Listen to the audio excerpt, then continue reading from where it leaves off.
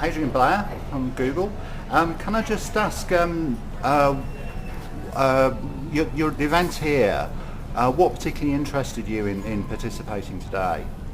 I think for us, what's interesting is to take some of what we know works really well in the private sector and see how much the public sector can benefit from doing the same thing, because it's all about making your website more user-friendly, more productive, so that you're achieving your objectives and you're making people happier, making people's lives easier at the same time.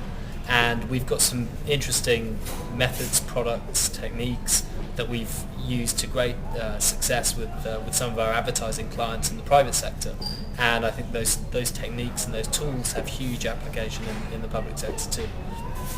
And what's your general impression of the way that the sorts of things that you're talking about is received within the public sector? I mean, this is 2009, and obviously Google's been around for a while. Yeah.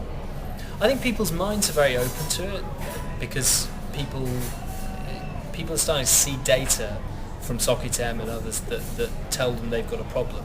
Like, for example, we saw data just now that said performance of public sector websites, the usability of, or users' perceptions at least, of public sector websites has got worse in the last year.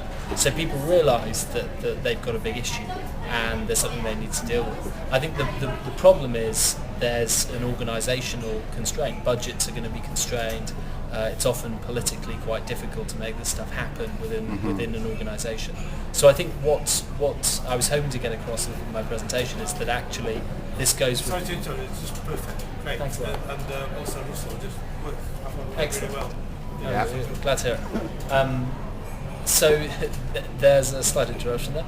There's what I was talking about in my presentation goes with the grain of budget reductions, because this is about making your site more efficient. It's about not spending money on software because tools like Google Analytics are free, and just getting more from less, as it were, making your existing web budgets a lot more productive and more efficient. And also, of course, the more efficient the web gets, the more you save on hard copy media. Like if you're trying to get people to do stuff in person or over the phone, it's enormously costly. If you're trying to get messages out on paper, it's enormously costly and inefficient. So if your website can become better and better at doing those things, then that's a great thing to be doing in a recession.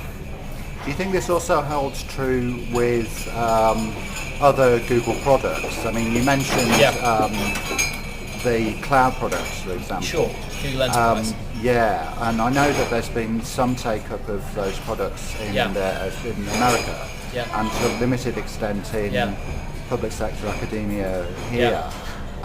What would you see as the sort of problems in terms of trying to get some traction with that in the UK? Well, it's always difficult trying to get people to switch onto a different IT system, but I think the fundamental benefit of Google Enterprise is it's a lot cheaper than alternative solutions that people are using at the moment, and it's actually a lot more convenient for users in some ways. So, for example, Google, we use Google Docs, Google Spreadsheets all the time to collaborate on things. So being able to edit a document at the same time as 10 of your colleagues are editing the same document makes you a lot more productive and efficient compared to emailing around spreadsheets or documents and having version control issues and all that kind of thing. So it's cheaper and it's more convenient. I think there are practical issues in getting people to make the switch, but again, this